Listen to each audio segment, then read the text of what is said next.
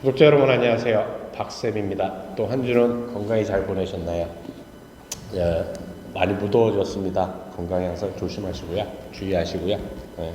특히 이럴 때는 물을 충분히 드셔주시는 게 건강에 큰 도움이 됩니다.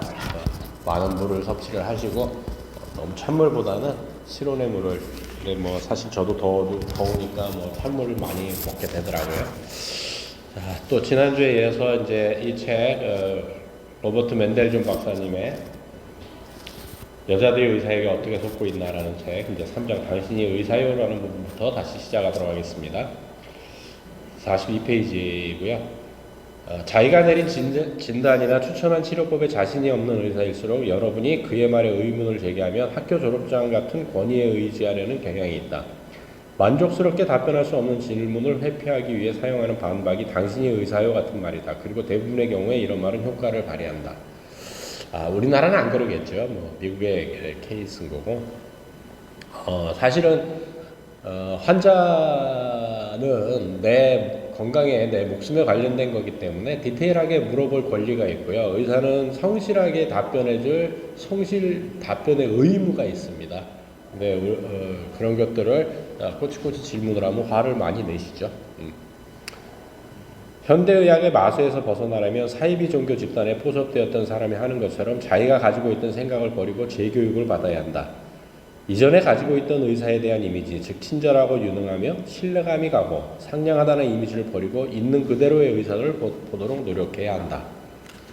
이게 흰 가운에 약간 주눅이 들죠.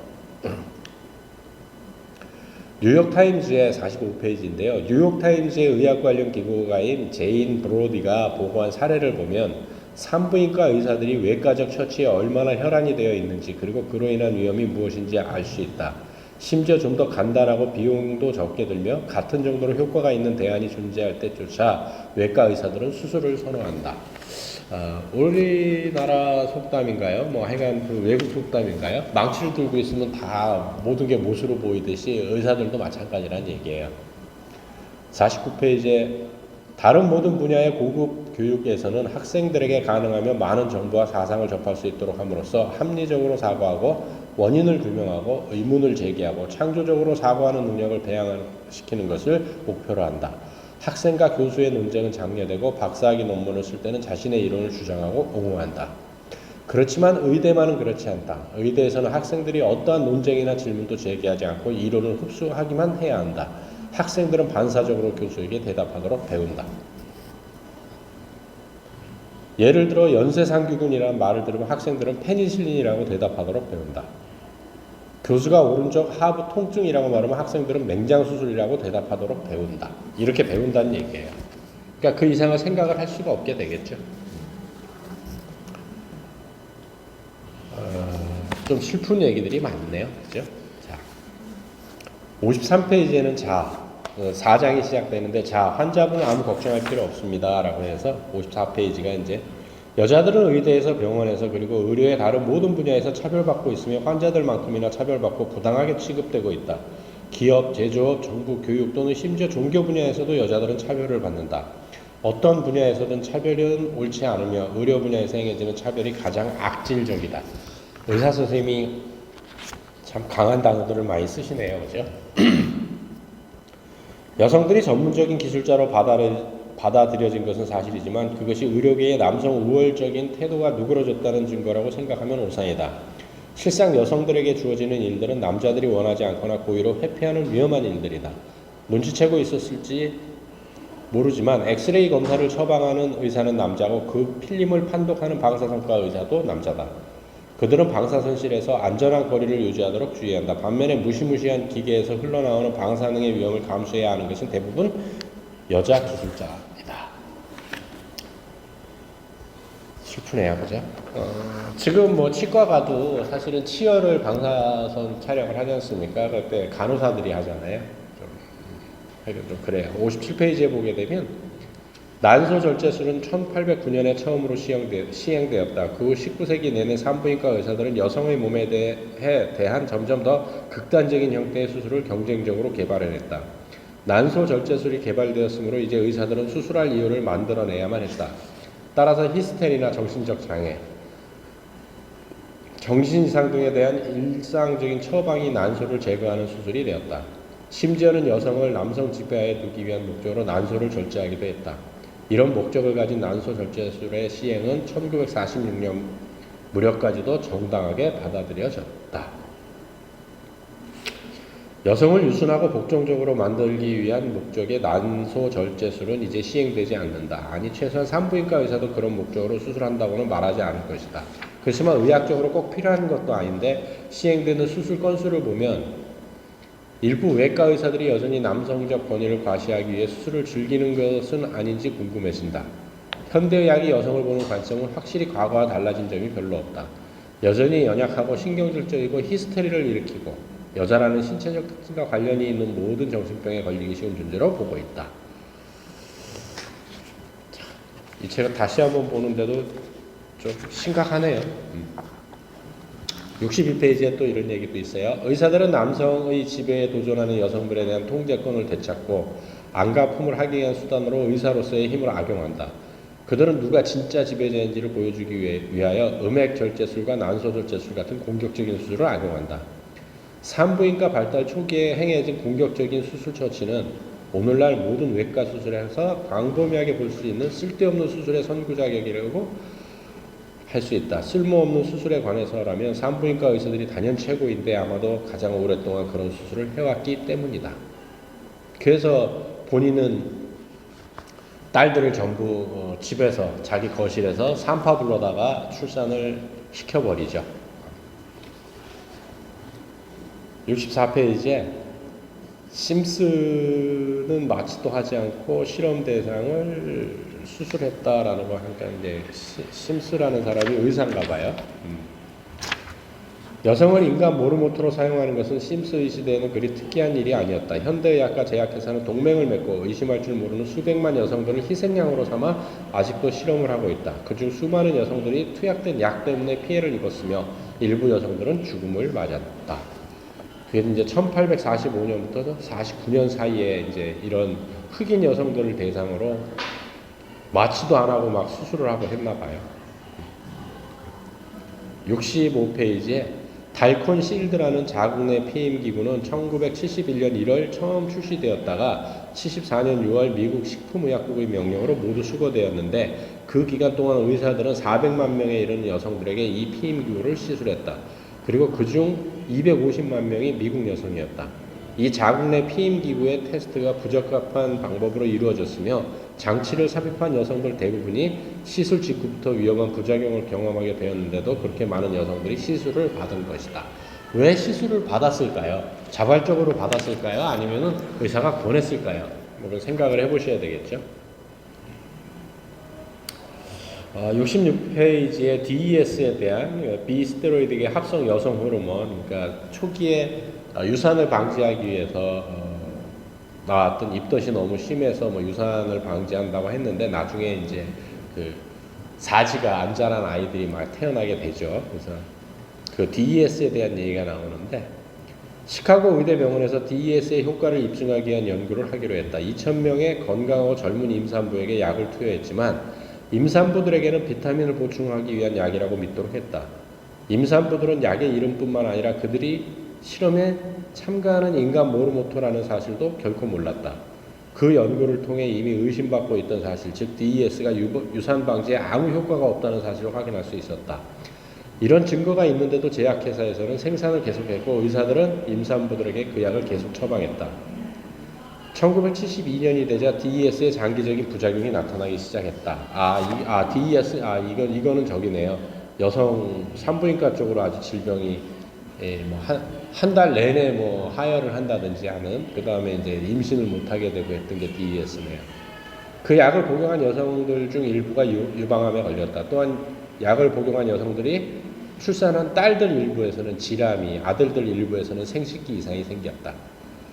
DES를 복용했던 어머니를 가진 모든 젊은 여성들은 프레마린이나 피임약과 같은 여성 호르몬을 복용할 경우 질암에 걸릴 확률이 높아진다는 경고를 받아야 한다.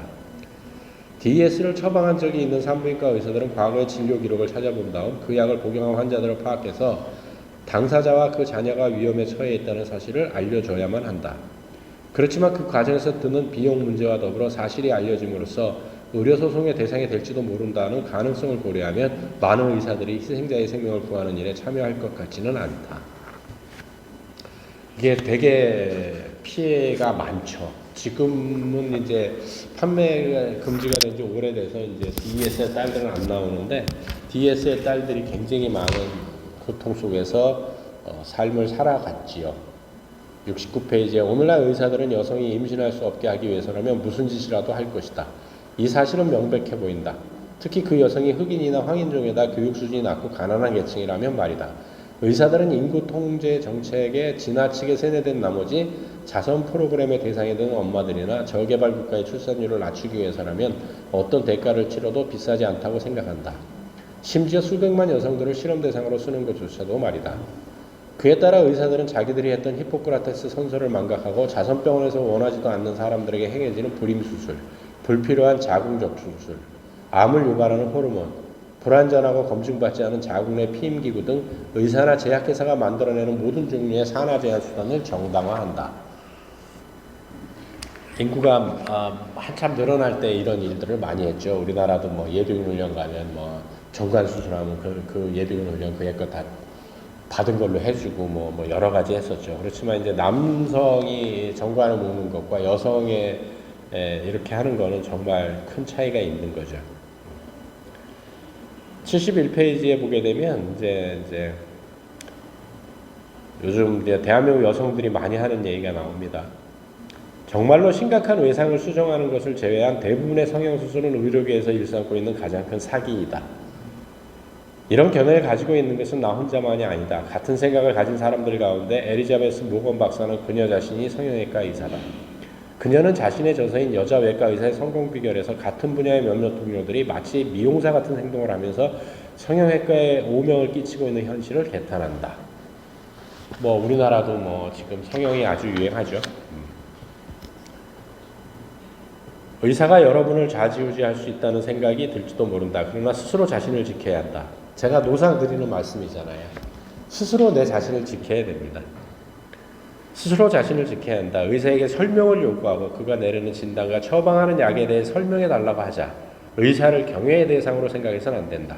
여러분이 그와 동등한 존재라는 사실을 의사가 받아들이도록 만들어야 한다. 의사가 여러분의 존경을 받을 만한 가치가 있다면 여러분도 그와 똑같이 존경받을 권리가 있다라고 얘기를 하십니다. 참 이제 4장 끝났는데 가슴 아픈 일들이 너무 많네요. 그죠? 73페이지 5장이 되는데 간단한 테스트 몇 가지만 해봅시다. 뭐 이거 뭐 지금도 그렇죠. 간단한 검사 몇 가지 해봅시다. 이 얘기 똑같은 얘기죠. 수십 년에 걸쳐 현대의학이 판매해온 미끼 상품은 연례 건강검진이다. 연례 검진은 완벽하게 건강한 사람들을 자기네 소나기에 집어넣고 그들이 환자라는 선언을 하기 위해 의사들이 사용하는 장치이다. 이러한 전략은 두드러진 성공을 거두었다. 강한 스트레스를 주는 고도의 판매술에 극도의 내성을 가지고 있지 않는 한 대부분의 사람들은 건강을 지키려면 연례 건강검진이 필요하다고 믿고 있다. 현대의학은 모든 능력을 동원하여 이 개념을 주지시켜 왔다라고 얘기를 하시네요. 지금도 다들 그렇죠. 건강검진은 매년 받아야 된다고, 2년에 한 번씩 받아야 된다고 생각을 하는 거죠. 지난 몇십 년간에 실시된 수많은 연구 결과에서도 연례 건강검진은 돈과 시간의 낭비일 뿐이라는 사실이 잘 나타난다. 그중 가장 큰 규모의 연구는 1964년에서 1973년 사이에 캘리포니아에서 실시된 카이저 보건계획이다. 보건계획의 대상이 되는 사람들 중에서 다양한 사회적, 경제적 배경을 가진 35세에서 54세 사이의 실험 대상을 선별하여 반은 강제로 정기 건강검진을 받게 했고 나머지 반에게는 건강검진을 강요하지 않았다. 7년 동안 관찰한 결과 사망률이나 질병 보유 비율의 측면에서 두 그룹의 평균적인 건강 상태는 정기적인 건강검진 여부와 관계없이 같은 것으로 나타났다. 제발 좀 생각을 좀 하십시오. 건강검진 공짜라고요?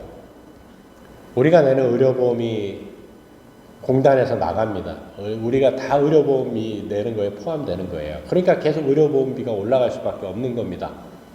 물론 구독자님들한테 화내는 건 아니고요. 주변 분들에게 이 사실을 좀 많이 좀 알려주십시오. 또 이제 국가 정책에 반대한다고 뭐 문제가 될 수 있겠네요. 알리지 마시고 본인이라도 좀 각성하십시오. 75페이지에 산부인과 의사들은 세포진 검사를 통해 적어도 1년에 한 번씩은 환자들을 병원으로 불러들일 수 있기 때문에 쌍수를 들고 이 검사를 환영한다. 수많은 연구 결과는 테스트의 실제 효용에 의문을 제기하고 있지만 의사들로서는 환자에게 개입할 수많은 기회를 제공하는 연례 검사를 마다할 이유가 없었다. 의사들은 테스트의 효용에 관한 질문을 받는 경우가 생기면 세포진 검사의 효용에 대한 증거 자료로 자궁경부암으로 인한 사망률이 감소하고 있다는 사실을 내세울 뿐이다. 자궁경부암 또 백신까지 나와서도 한동안 또 대한민국도 시끄러웠죠. 79페이지에 만약 여러분에게 열이 있다면 의사는 아스피린으로 열을 내리려고 할 것이다. 이는 생물학적 기본 원칙을 무시하는 행위이다. 열은 질병의 원인이 되는 박테리아를 잡아먹도록 백혈구의 식세포 활동을 촉진시킨다는 사실을 나는 고등학교 2학년 생물 시간에 배웠던 것으로 기억하는데 의사들은 의대에서도 이런 지식을 배우지 못한 것 같다. 체온이 위험할 정도로 높아지지 않는 한 인위적으로 신체의 열을 떨어뜨려 이 과정에 개입할 필요가 없다. 나는 극단적인 경우를 제외하고는 아스피린을 잘 처방하지 않는다. 아스피린을 처방한다면 정말 극단적인 경우여야만 한다. 근데 지금은 뭐 그냥 뭐 심혈관계 예방을 위해서라도 그냥 먹으라고 하죠. 84페이지에 내 경험에 비추어 보면 의사가 검사에 의존하는 정도와 임상적인 기술은 대부분 반비례한다.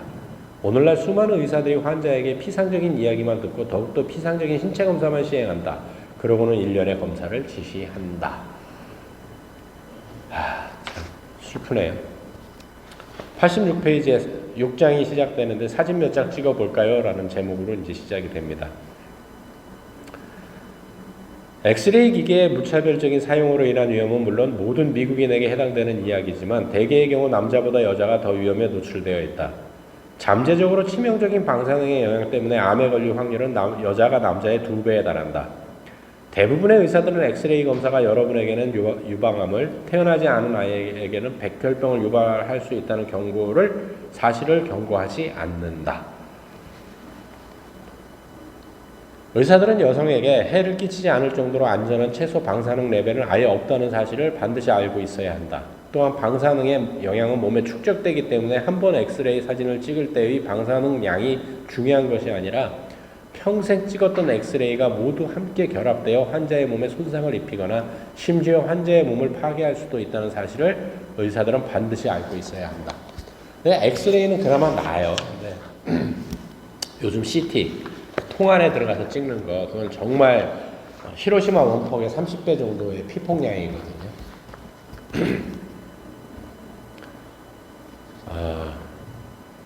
이제 엑스레이에 폐해된 게 몇 가지 예가 나오는데 88페이지에 미국 내에서 찍는 엑스레이 사진의 30%, 매년 3억 건, 30%가 의학적으로 꼭 필요하지는 않다.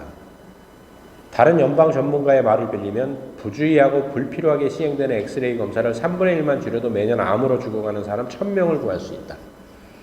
1년 동안 사용하는 엑스레이 검사 방사능이 인간의 유전자에 미치는 영향은 장차 3만 명의 죽음을 초래할 수 있다. 이게 엑스레이, 그 간단한 엑스레이의 피해입니다.